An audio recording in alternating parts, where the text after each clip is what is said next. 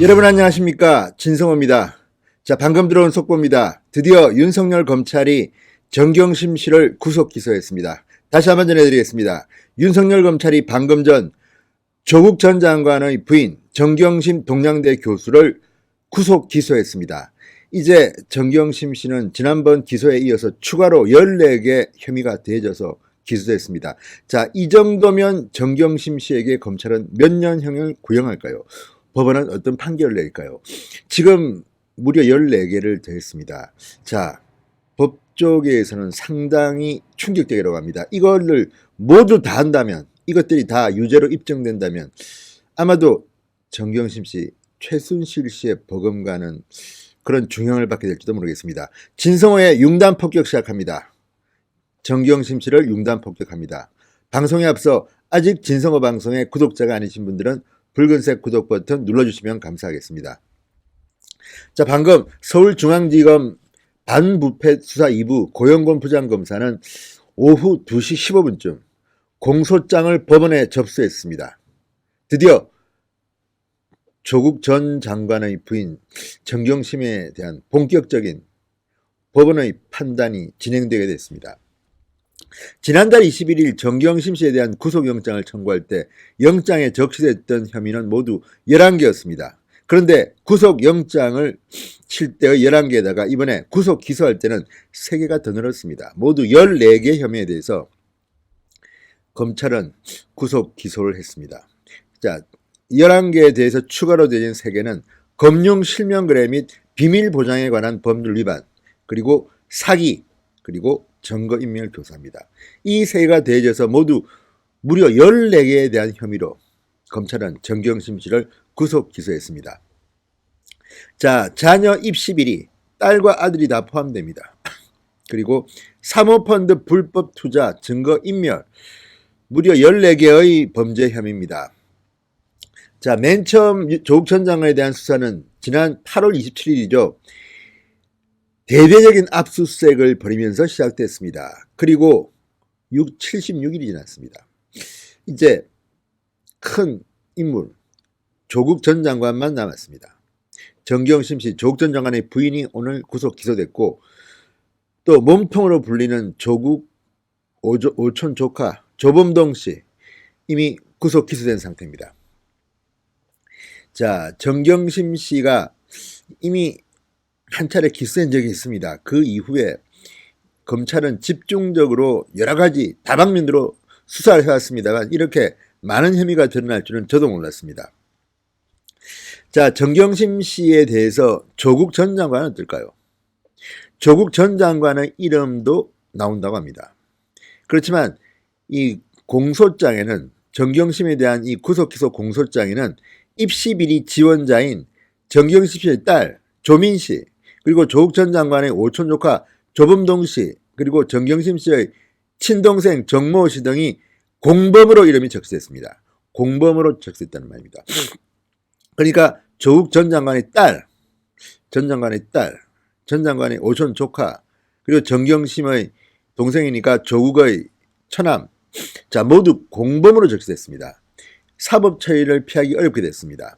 물론 법원 판단에 따라서 무죄로 판명될 수도 있지만 어쨌든 검찰은 이들을 공범으로 보고 있습니다. 반면 조국의 이름은 공소장에는 나오지만 공범으로는 적고 있지 않습니다. 왜 그랬을까요? 자, 조국 전 장관의 소환을 앞두고 전략적 선택이다, 이렇게 법조계에서는 풀이합니다. 지난번 조범동 씨를 구속 기소할 때도, 조국의 오촌 조카 조범동 씨를 구속 기소할 때도 정경심 씨의 구체적인 혐의는 빼버렸습니다. 왜?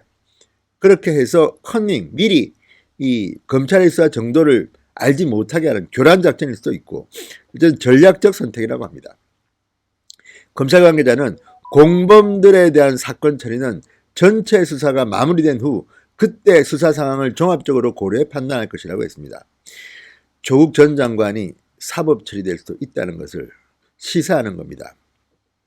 자, 지금 정경심 씨가 오늘 공소장에 나타난 혐의는 크게 3갈래로 나뉠 수 있습니다. 하나는 자녀 입시 비리 의혹입니다.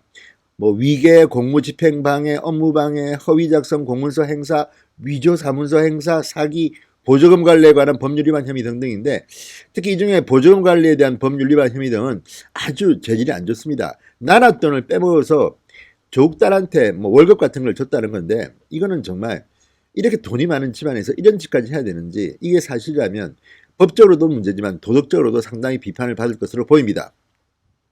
자, 그리고 또 하나는 사모펀드 관련입니다. 사모펀드 관련해서는 자본시장과 금융투자업에 대한 법률 위반, 업무상 횡령, 범죄수익 은닉 규제 및 처벌법 위반, 금융실명 거래 및 비밀보장에 관한 법률 위반 혐의 등이 적용됐습니다. 또 하나 관련은 마지막 관련은 증거인멸 관련입니다. 증거인멸 교사와 증거위조 교사, 증거은닉 교사 등이 적용됐는데 앞서 기소된 그러니까 이 14개의 혐의 말고도 앞서 정경심 씨는 소환조사도 받기 전에 이미 기소됐습니다. 공소시효 때문에. 그때 사문서 위조 혐의로 기소됐습니다. 그러니까 모두 합해서 정경심은 15개입니다. 혐의가. 어마무시합니다. 자, 법조계에서는 지금 이 정도의 혐의라면 특히 이 사모펀드 불법 투자와 관련해서는 뭐 업무상 횡령, 범죄수익 은닉 등등이 있는데 여기에 만약에 뇌물죄까지 더해진다면 이는 최순실의 버금가는 중형을 받을 것이다. 이런 예측도 내보내고 있습니다. 자, 그리고 또 하나 검찰에 따르면 이 딸 조민 씨의 의학 전문 대학원 입시와 관련해서 이 굉장히 다양한 서울대, 공주대, 동양대, 단국대 등이 연결되어 있습니다. 이 전체가 다 허위 경력 서류를 제출한 혐의를 받고 있습니다. 야, 근데 이거 상당히 많습니다. 지금 이게 이 정경심 씨가 지금 받고 있는 이 위조된 표창장 등등을 보면 정말 굉장히 다양한 곳에서 사문서 공문서 위조한 혐의입니다. 키스트, 단국대 의학과학연구소, 동양대 의학교육원, 공주대 생명공학연구소, 서울대 공익인권법센터. 정말 이렇게 많은 입이 딱 벌어질 정도입니다. 따라서 이게 일반인이었다면 얼마나 중형을 받을지 사모펀드와 관련해서도 지금 WFM과 관련해서 뭐 차명으로 주식을 사들이고 또 이익을 보고 또 공직자 율법을 위반한 혐의도 있고 이것들을 다 합하면 정말 어마무시한 기록이 나올 것 같습니다. 자, 조국 전 장관이 이제 이번 주에 소환될지 모르겠습니다. 얼마 전 서울대 연구실을 압수수색했습니다. 그리고 상당히 효과가 있었던 걸로 보입니다. 그리고 무엇보다도 조국 전 장관도 녹음, 문자, 메시지, 핸드폰 파일이 다수 발견됐다고 합니다. 이 가운데는 굉장히 충격적인 것도 있다고 합니다. 자, 조국도 곧 소환할 것 같습니다. 이제 정경심 씨는 드디어 구속 기소됐고 다음 조국에 대한 칼날은 어떻게 갈지 다음 영상쯤에서 또 알려드리겠습니다. 또 하나 충격적인 일이 있었습니다. 신성호의 융단 폭격이었습니다. 여러분 감사합니다.